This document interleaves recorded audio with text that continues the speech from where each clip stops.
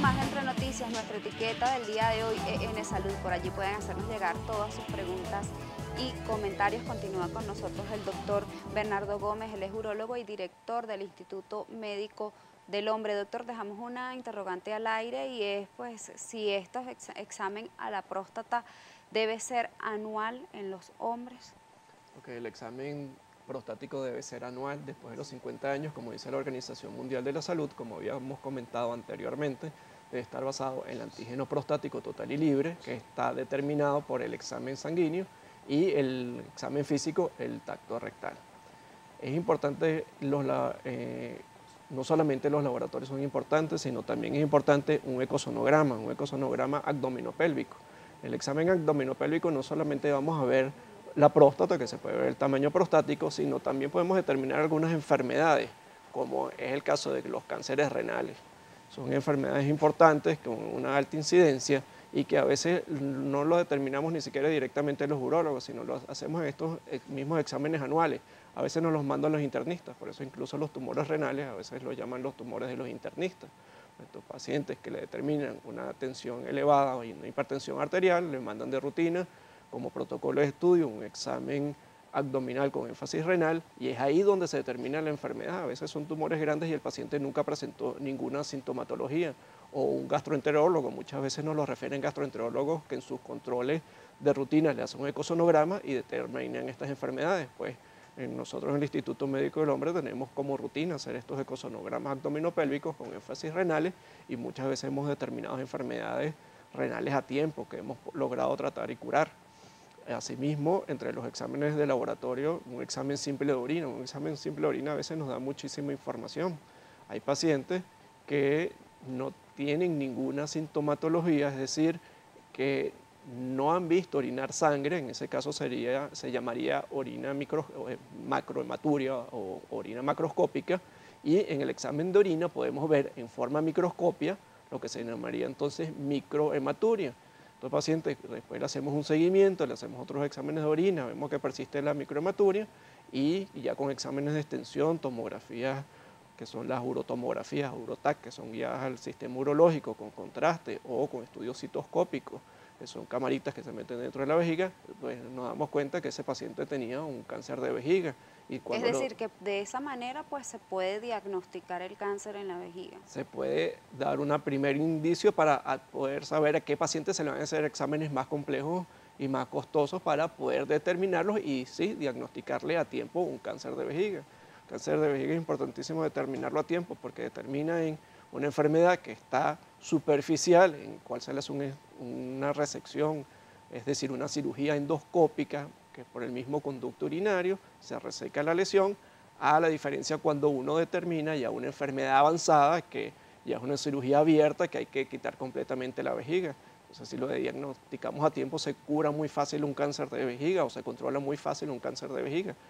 Lo contrario de ya cuando el paciente a veces viene con meses perdiendo sangre ya en forma macroscópica, ya en forma visible.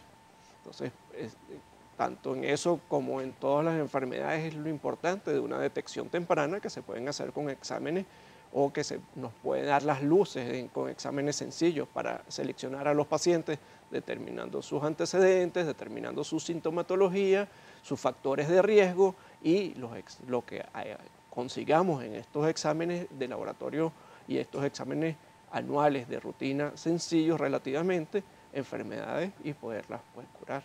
Doctor, en los riñones también pues los hombres tienden a sufrir algunas anomalías. Claro, además del cáncer que acabamos de comentar, es muy frecuente la litiasis renal, los cálculos en los riñones, es decir, piedra en los riñones.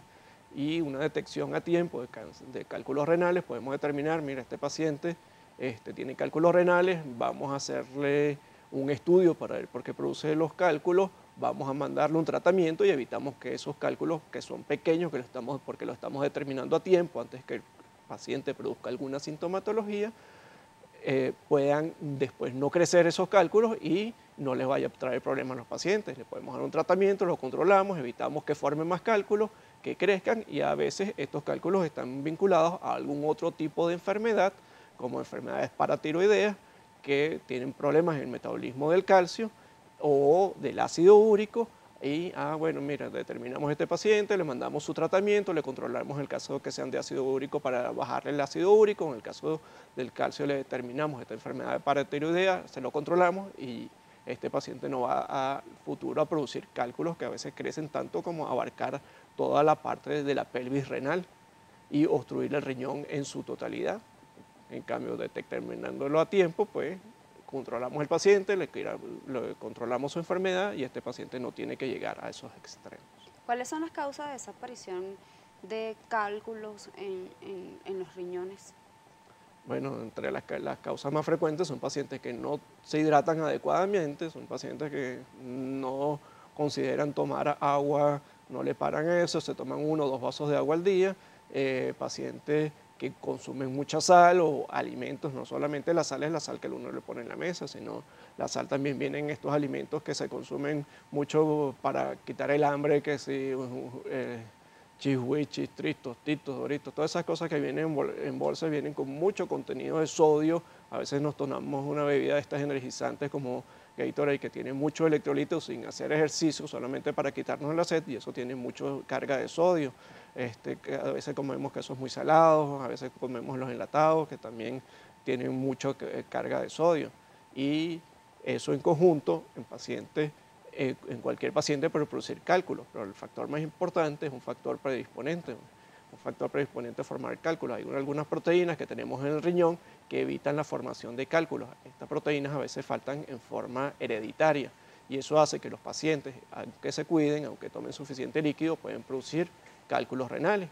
Y bueno, y lo otro que conversaba anteriormente, los pacientes con trastornos de metabolismo de ácido úrico o con pacientes con problemas de metabolismo del calcio también pueden producir o son más propensos a producir cálculos renales. Es una enfermedad bastante común, es una de las primeras causas de consulta en la emergencia, los cólicos nefríticos causados por cálculo renal. Doctor, también es común las infecciones urinarias en la población masculina, ya hablábamos del cáncer en la vejiga. ¿A qué se deben estas infecciones? Okay, las infecciones urinarias en el hombre son poco frecuentes con respecto a las mujeres. Con los urólogos también vemos con frecuencia infecciones urinarias en las mujeres, sobre todo infecciones recurrentes. En el hombre una infección urinaria como tal es rara. Un paciente que nos venga con una infección urinaria aislada, de repente no esto es importante, pero un paciente que ya presenta más de una infección urinaria hay que tomarle atención porque ese paciente probablemente tenga alguna patología, alguna enfermedad subyacente que nos esté condicionando las infecciones urinarias, bien sea a nivel renal, bien sea en las vías urinarias, ureter o vejiga, o bien sea a nivel prostático. La mayoría de los pacientes que nos presentan infecciones urinarias normalmente son procesos inflamatorios prostáticos, prostatitis. Ese es nuestro talón de Aquiles y a veces se nos inflama la próstata por infecciones que son bacterianas, bacterias que se alojan en la próstata y que a veces son difíciles de erradicar. De tal manera que un paciente con infección urinaria, con sintomatología, ardor al orinar, orinar frecuente, orinar y quedarse con la sensación de seguir orinando, pues hay que atenderlo a tiempo y no hay que tomarlo a la ligera. Hay que considerarlo para tomarlo a tiempo, para evitar que esas enfermedades se conviertan en una prostatitis crónica que ya son mucho más difíciles de erradicar. Doctor, y para finalizar, la repercusión de la andropausia en este caso.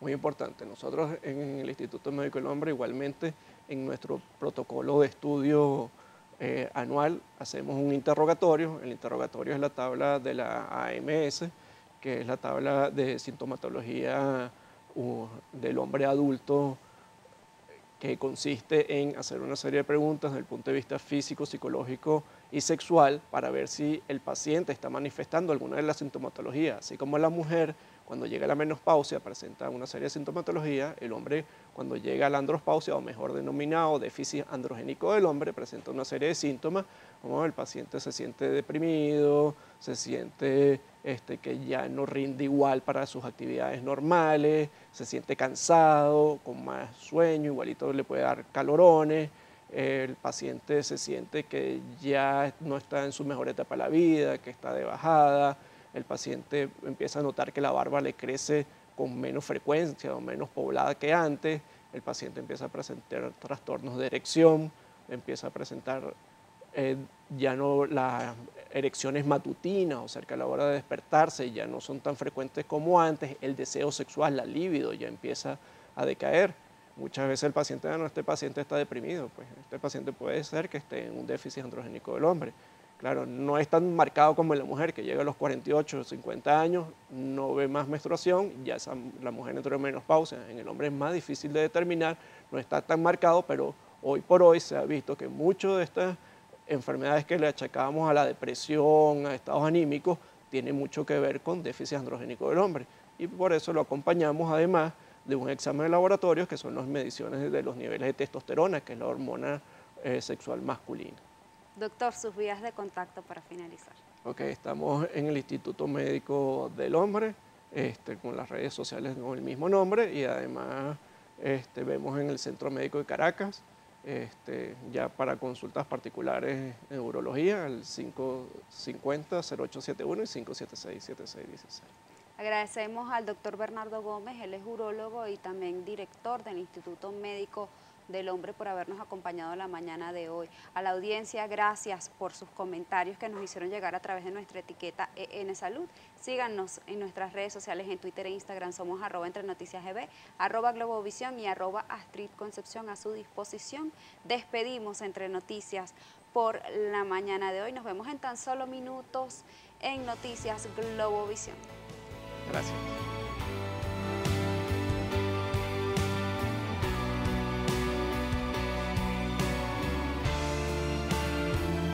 Se empieza nuevamente después de tocar fondo. Verás lo que soportas con todo el mundo en contra.